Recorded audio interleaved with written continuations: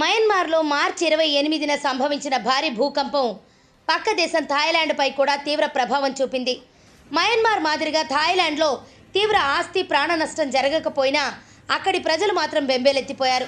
భూప్రకంపనల ధాటికి థాయిలాండ్ రాజధాని బ్యాంకాక్లో 33 అంతస్తుల భారీ భవంతి పేకమేడలా కూలిన విజువల్స్ సోషల్ మీడియాలో వైరల్ అయ్యాయి.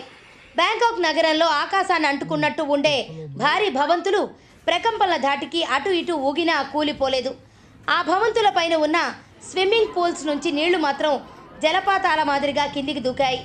ఎప్పుడూ నిర్మించిన భవనాలన్నీ భూకంపాన్ని తట్టుకున్నప్పటికీ ప్రస్తుతం మోడ్రన్ టెక్నాలజీతో నిర్మిస్తోన్న 33 అంతస్తుల భవనం ఎందుకు కుప్పకూలిందనే అనుమానాలు తలెత్తాయి.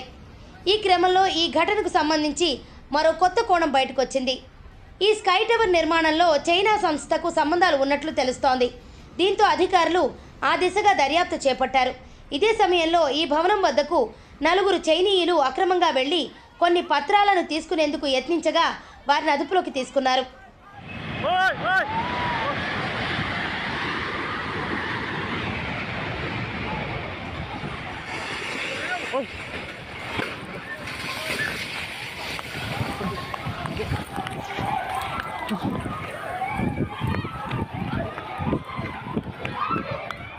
భూకంపం ధాటికి ఈ 33 అంతస్తుల భవనం కూలగా దాని కింద అనేక మంది కార్మికులు చిక్కుకుపోయారు.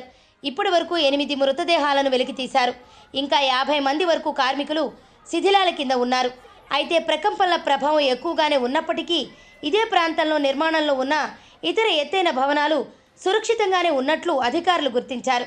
ఈ ఒక్క భవనం మాత్రమే వెంటనే కూలిపోవడం చర్చనీయాంశంగా మారింది.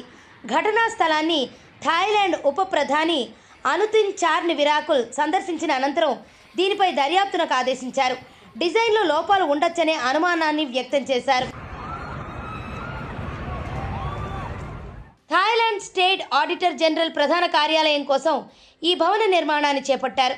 $58 బిలియన్ ప్రారంభించిన ఈ భవంతి గత 3 ఏళ్లుగా నిర్మాణ దశలోనే ఉండటం గమనార్హం. ఈ భవన నిర్మాణంలో ఇటాలియన్ థాయ్ డెవలప్మెంట్ కంపెనీతో పాటు China railway number 10 limited joint వెంచర్గా ఉన్నాయి. ఈ company China railway number 10 engineer group company అనుబంధ సంస్థ. థాయిలాండ్లో 2018లో దీన్ని ఏర్పాటు చేశారు. నివాస సముదాయాలతో పాటు ప్రభుత్వానికి చెందిన పలు రహదారులు, రైల్వే నిర్మాణ పనులను చేపడుతోంది. 2023లో ఈ కంపెనీ భారీ నష్టాలు చవిచూసినట్లు గణాంకాలు చెబుతున్నాయి. నాణ్యత లేని స్టీల్ వినియోగం లేదా ఇంజనీరింగ్ డిజైన్ సరిగా లేకపోవడం వల్లే ఈ ప్రమాదం జరిగి ఉంటుందని అధికారులు అనుమానిస్తున్నారు.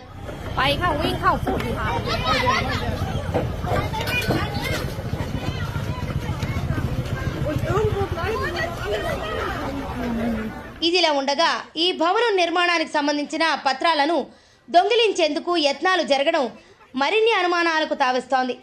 ఆదివారం భవన శిథిలాల వద్దకు చేరుకున్న 4 వ్యక్తులు అనుమతి లేకుండా లోనికి ప్రవేశించారు. శిథిలాల నుంచి కొన్ని పత్రాలను తీసుకెళ్లేందుకు యత్నిస్తుండగా భద్రతా సిబ్బంది గుర్తించి వారిని అదుపులోకి తీసుకున్నారు. వారిని ప్రశ్నించగా చైనా దేశస్థులని తెలిసింది. అందులో ఒకరు తాను ప్రాజెక్టు మేనేజర్ అని చెప్పినట్లు అధికారిక వర్గాల సమాచారం. ఇన్సూరెన్స్ క్లెయిమ్ చేసుకోవడం కోసం సంబంధిత పత్రాలు తీసుకెళ్లేందుకు వచ్చినట్లు వారు చెప్పారట. దీనిపై దర్యాప్తు చేస్తున్నట్లు పోలీసులు తెలిపారు.